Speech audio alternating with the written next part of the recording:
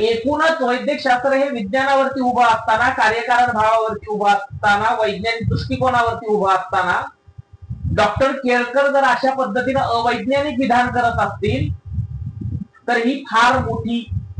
चूक आहे. म्हणजे या ठिकाणी मला असं सांगावं वाटतं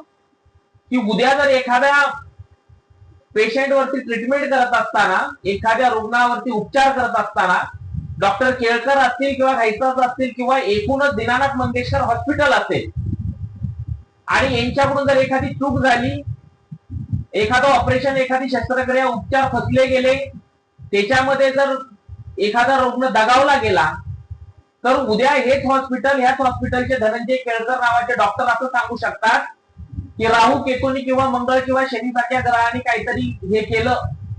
त्यांची साडेसाती होती आणि म्हणून ते उपचार फसले गेले, उपचार चुकले गेले, ट्रीटमेंट चुकली गेली आणि त्याच्यामुळे रुग्ण दगावला. मी असेही दावे हे करायला मागे पुढे पाहणार नाही. म्हणजे अत्यंत अशास्त्रीय दावे, अवैज्ञानिक दावे, म्हणजे जे विज्ञान वैज्ञानिक दृष्टिकोनावरती, सायन्स वरती आधारित आहे, जे सगळे उपचार हे कार्यकारण भावानुसार, वैज्ञानिक दृष्टिकोनानुसार,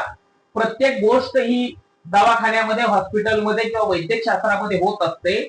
या ठिकाणी हे डॉक्टर इतका कर्मकांडी पद्धतीचा जर दावा करत असतील तर अत्यंत अवघड स्थिती आहे. आणि मग जर वैद्यकशास्त्रामध्ये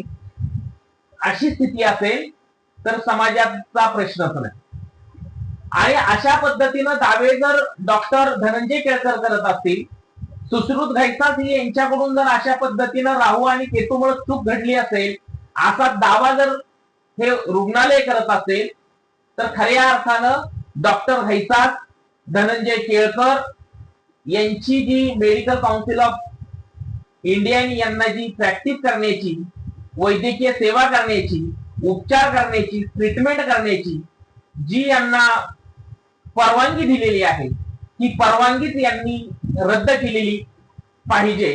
अशी आमची या ठिकाणी मागणी आहे. मी आता राहू आणि केतू हे काय आहे तर राहू आणि केतू हे ज्योतिष, जे भाकड कथा आहेत, ज्योतिष ज्याला शास्त्र म्हटलं जातं, खरं तर ते शास्त्र नाहीये. त्या शास्त्रामध्ये हे दोन ग्रह आहेत आणि ह्या दोन ग्रहांनी काहीतरी गडबड केली आणि म्हणून डॉक्टरांकडून चुकून 10 लाख रुपयांची ऍडव्हान्स डिपॉझिट फी ही प्रवेश अर्जामध्ये, ऍडमिशन अर्जामध्ये, फॉर्म मध्ये लिहिली गेली असं धनंजय केळकर यांनी खुलासा केलेला आहे. खरं तर हा खुलासा अत्यंत बालिश आहे, अशास्त्रीय आहे.